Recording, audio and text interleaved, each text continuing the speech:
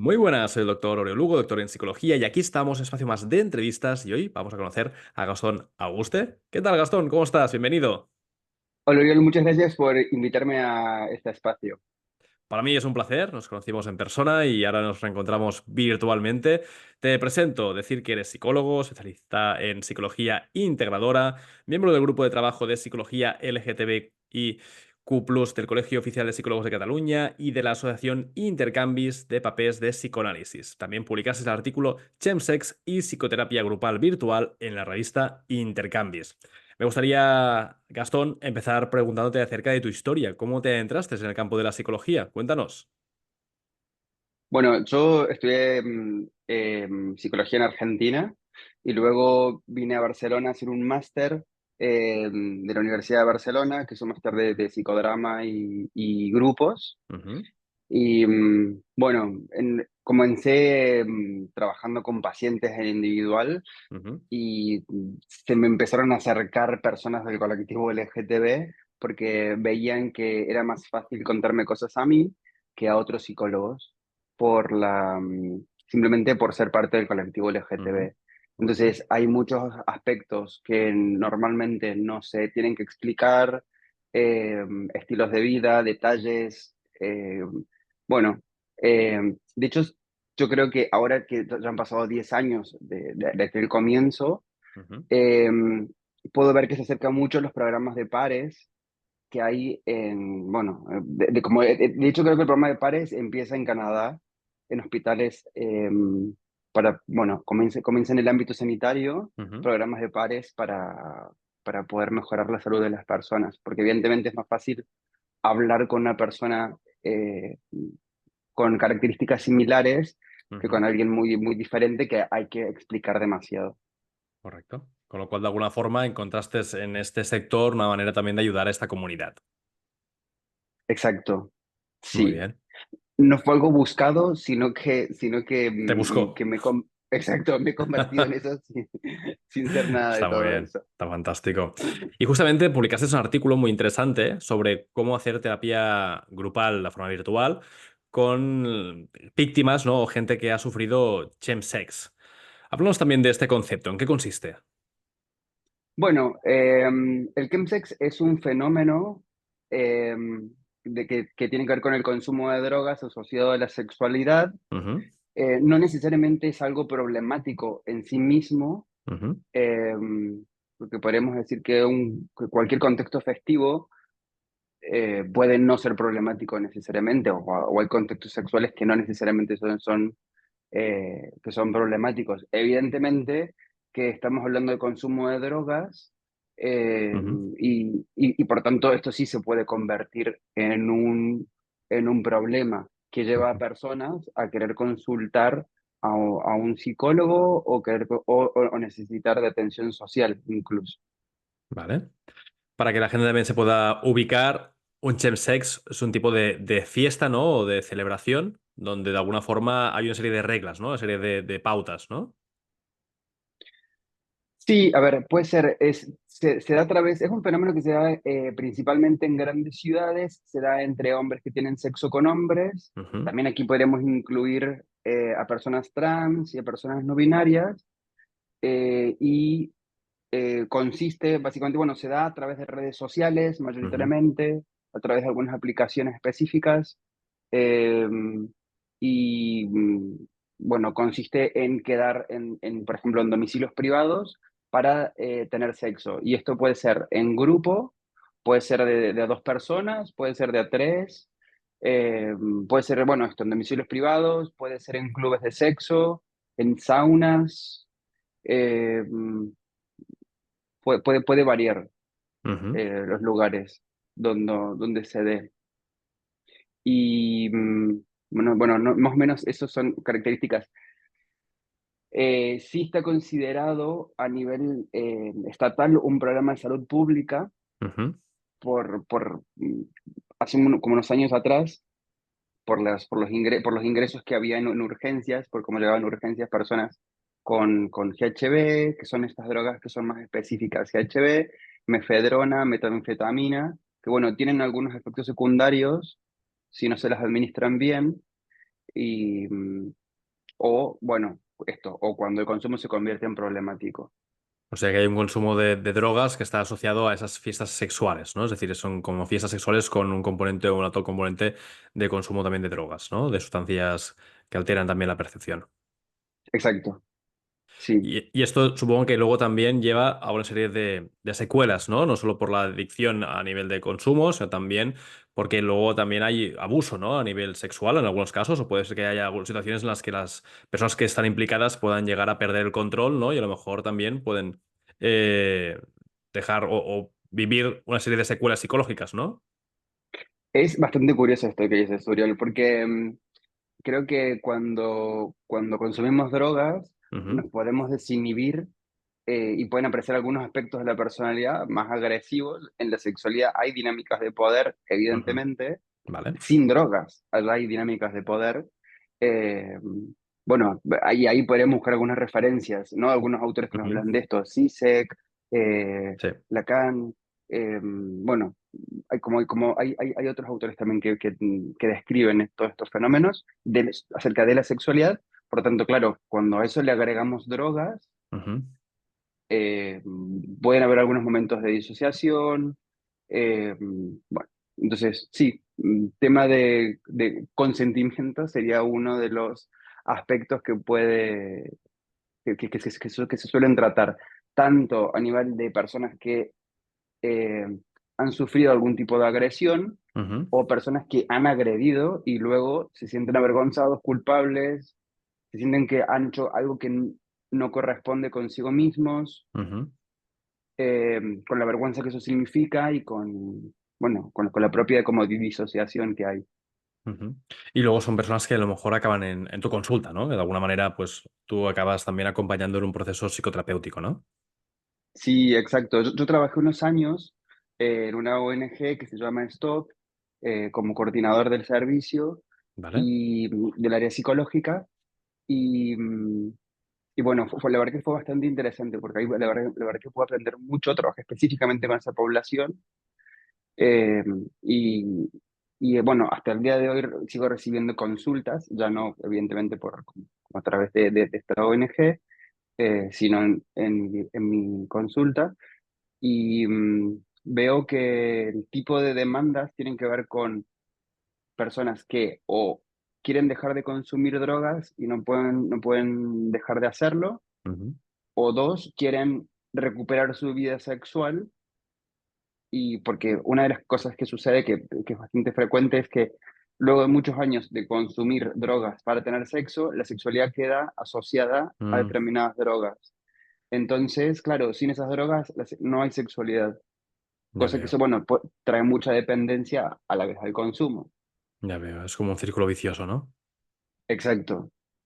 Y supongo que también la persona que sufre ese tipo de situaciones quedan también secuelas que pueden ser también posiblemente trastornos de estrés postraumático, quizá. ¿Hay algún tipo de secuela vinculada con algún tipo de trauma que está no resuelto o no procesado?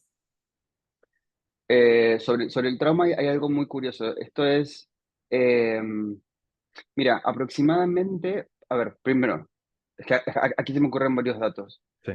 Eh, en primer lugar, creo que hay que contextualizar que estamos trabajando con el colectivo LGTBI, Ujú, que por tanto es un colectivo mayoritariamente oprimido, ujú, donde sufre homofobia frecuentemente. Y no me refiero necesariamente a agresiones homófobas, sino me ujú, refiero a una violencia. eh, Se pueden recibir mensajes mensualmente acerca de bueno, mensajes homófobos a través de medios de comunicación o pueden haber situaciones en las cuales esto sucede. Entonces, ¿qué observamos? Que al ser un colectivo oprimido, recibió principalmente a través de la familia y de la escuela situaciones homófobas. ujú.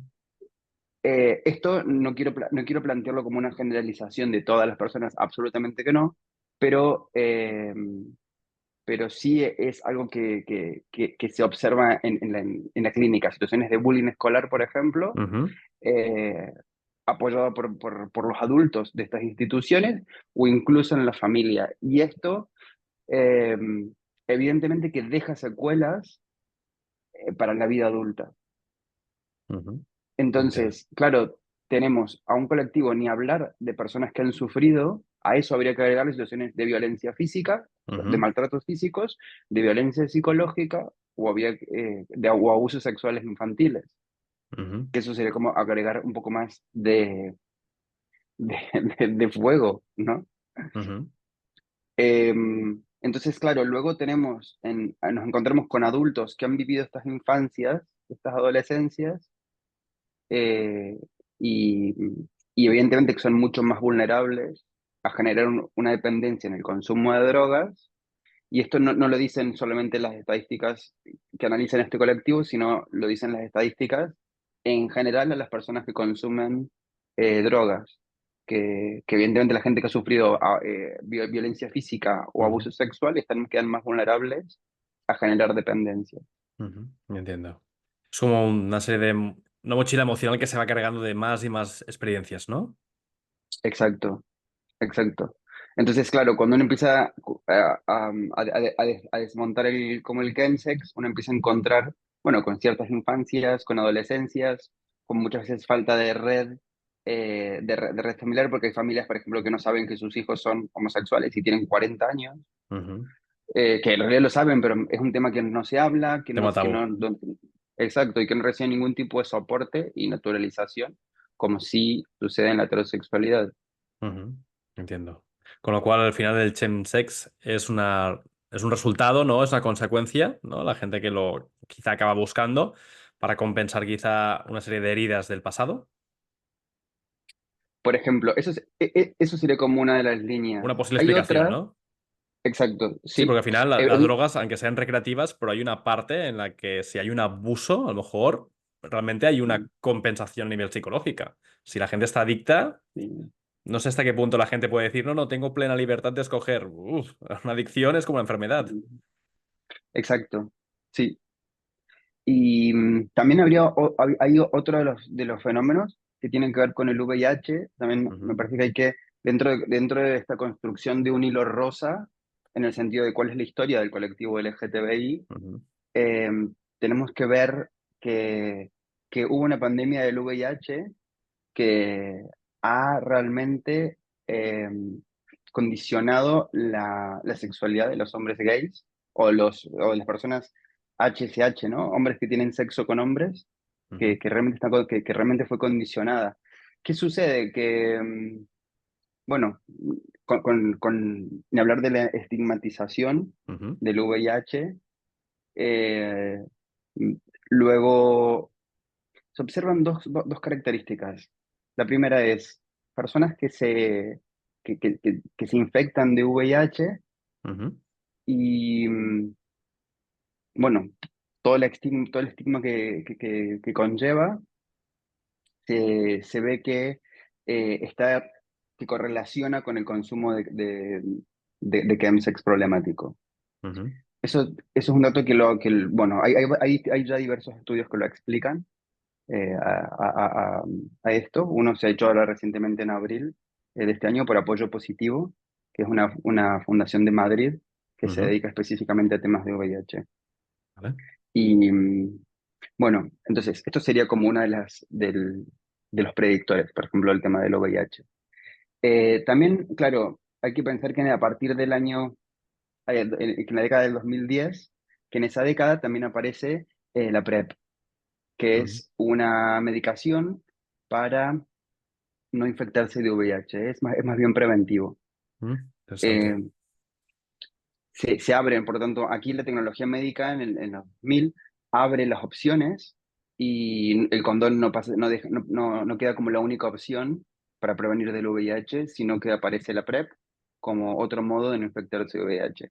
Solamente previene esto, no las otras ITS, pero bueno, aparecen los clivados o los screenings de ITS que a cierta población que es vulnerable a infectarse de VIH hacen screenings cada 3 meses. Ujú, Entonces, y van dando medicación. Esto no solamente sucede en Barcelona, sucede en muchísimos países europeos y en el norte de América también. Y bueno, y en países asiáticos, tal. Lo que quiero decir es que, que claro, también todos estos fenómenos tienen que ver con una liberación sexual eh, que no, que esta sería una hipótesis ya también psicológica, que no tiene, que es una liberación psicológica, perdón, una liberación sexual que no necesariamente tiene los suficientes recursos para poder hacerla de manera, podemos llamarle sana, Ujú, no lo sé, en el sentido que es, si personas con VIH logran la indetectabilidad, luego eh, aparece la PrEP como otra medida donde uno se puede liberar sexualmente porque puede tener sexo sin condón ujú, y de repente el comportamiento sexual se modifica.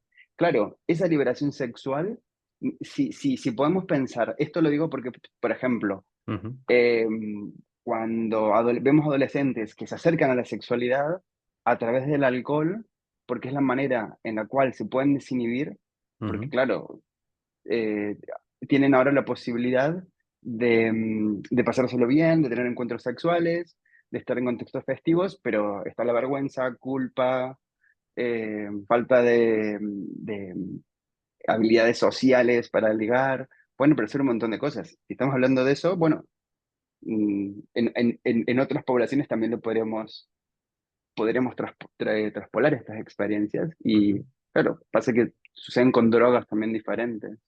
claro.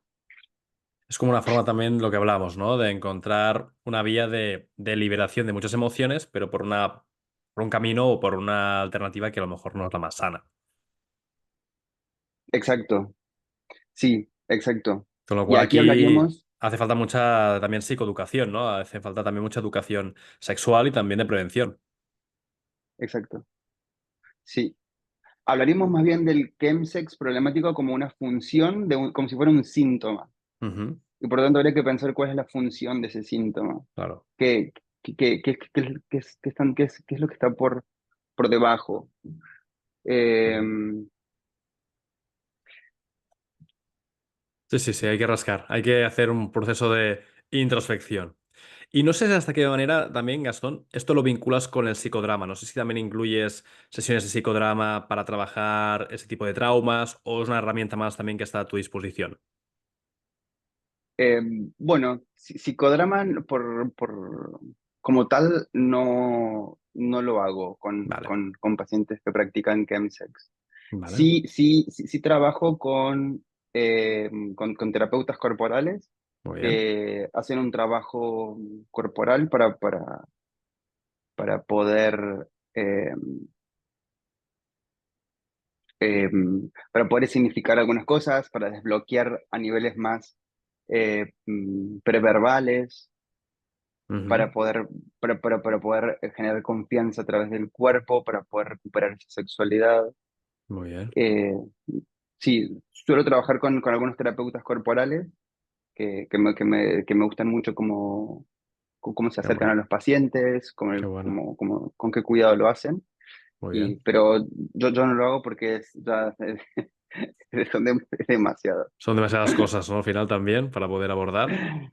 Exacto. No sé también si en algún momento vinculas terapias neurocientíficas o con base neurobiológica como MDR o técnicas que ayudan también a reprocesar o a trabajar el trauma, o brain spotting, TIC. Ujú. No, no, la verdad que no. Vale. Al final lo que veo es esto, ¿no? Que estás muy centrado, ¿no? En un colectivo o estás también colaborando también con varios colectivos y supongo que también el hecho de poder tener un recorrido, ¿no? Porque mencionabas que llevas ya más de 10 años, ¿no? Con este colectivo colaborando, con lo cual también te sitúa en una posición de experto, ¿no? Porque hay gente que también lleva muchos años, pero al final también una década es mucho tiempo. Sí, sí. Es bastante curioso porque, bueno, hay otros, evidentemente hay otras problemáticas dentro del colectivo Ujú, de tipos de pacientes. Últimamente estoy hablando con muchas familias LGTBI, ujú, familias que tienen niños, eh, bueno, estarían estas personas, bueno, hay em, antes, porque si no te voy a hacer una lista de enumeración de cosas sin mucho sentido, pero las familias LGTBI suelen acercarse para poder conversar algunas cosas sobre sus hijos, la Muy relación con bien, sus hijos, cómo se explican algunas historias, cómo se los cría. muy bien. Eh, Temas de crianza, la, temas fa- de orientación. sí, Interesante. desde una perspectiva diversa, porque hay muchas cuestiones que ya evidentemente ya las damos por hecho, Ujú, y ni hablar de cómo se puede compaginar la vida familiar con la vida privada, ujú, entiendo. con la complejidad que la vida privada tiene muchas veces. Ujú. ¿Qué opinión tienes, por ejemplo, de las redes sociales respecto a la comunidad LGTBI+? Porque hay también una serie de campañas, tanto obviamente en contra, pero también hay campañas que a lo mejor también están a favor, pero también a lo mejor desinforman en algunos aspectos. Hmm. Eh, lo dices en algún sentido psicológico? No, no, no, Sí, a nivel psicológico. sí, Tu sí, opinión libre, ¿eh? Piensa que aquí puedes decir lo no, que está bien, quieras. genial. Mira, estaba pensando que tengo un podcast que se llama Ujú. Mari Consulta. Sí, Y es en el verdad. podcast tenemos un episodio que se llama, bueno, que habla sobre redes sociales, Ujú, que se llama redes sociales.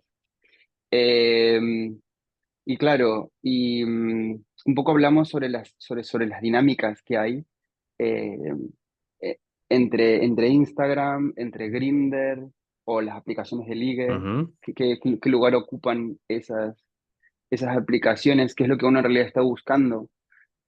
A mí me parece que en realidad las redes sociales eh, para el colectivo son altamente necesarias, vale. porque están creando, primero, creo que en un primer momento lo que han hecho, nos han encontrado a nivel sexual, la hemos Ujú, usado para poder ligar con otros, pero evidentemente que eso no es como la única manera de agruparnos, ujú, sino que empiezan a aparecer a través de Telegram ujú. en Barcelona asociaciones que ofrecen ocio de socialización. Todo esto es a partir de la pandemia principalmente. Interesante. Empiezan a surgir asociaciones para otro tipo de actividades que tienen que ver con, bueno, ocio no sexualizado, como ir a la montaña Muy bien. o hacer deporte o incluso empiezan a aparecer grupos para cenar, grupos para jugar a juegos de mesa, Mm, grupos para salir a correr, empiezan a aparecer grupitos. muy bien. Esto ha sido un fenómeno que se ha extendido de tal manera que hay tres, cuatro asociaciones. Yo ya, es un punto que me pierdo porque no puedo seguir todas estas cosas, pero sí voy viendo que hay tres, cuatro asociaciones que ofrecen actividades para personas del colectivo LGTB para reunirse, porque, claro, esto que decíamos, históricamente el colectivo LGTBI se ha reunido para el ocio nocturno, para Ujú, fiestas, consumo de drogas ujú, eh, o, o sexo. Y ujú, claro, frente a esa cosa tan limitada, que está muy bien, porque tampoco se trata de estigmatizar esos espacios, pero hay necesidad de otro tipo de socialización ujú, que tiene que ver con espacios no sexualizados. Y ahí sí también históricamente ha estado el activismo muy presente, entidades que han trabajado por los derechos LGTBI como un ujú. espacio político quizás. Pero bueno, no necesariamente todos los espacios tienen que estar politizados y a veces es simplemente ocio. Muy bien. Esa forma Cosa también que es interesante porque es lo que tú dices, ¿no? Es como que de alguna forma la gente ha ganado más conciencia, ¿no? Acerca de que las alternativas, ¿no? A nivel de ocio, pues también están presentes. Desde lo que tú decías, ¿no? Desde grupos de juegos de mesa, salidas, excursiones, viajes, ¿no? Supongo. sí, sí, exacto. Muy interesante. Y sí, por tanto, sí creo que las redes sociales están cumpliendo como un papel fundamental Ujú, en todo esto. Tienen una consecuencia psicológica que posiblemente puede ser eh, como a través de las redes sociales, bueno, como todos los mensajes ujú, violentos, como la exposición a la violencia o exposición hacia la homofobia, ujú. Eh, que en realidad que es bastante curioso cómo ciertos colectivos reciben violencia a través Ujú, de redes. ujú. Y eso de alguna forma entiendo que cada vez va a ir a menos, ¿no? Esperemos que también la gente cada vez gane más conciencia, ¿no? Sí, exacto. Esperemos que sí. Muy bien, está Sí. fantástico.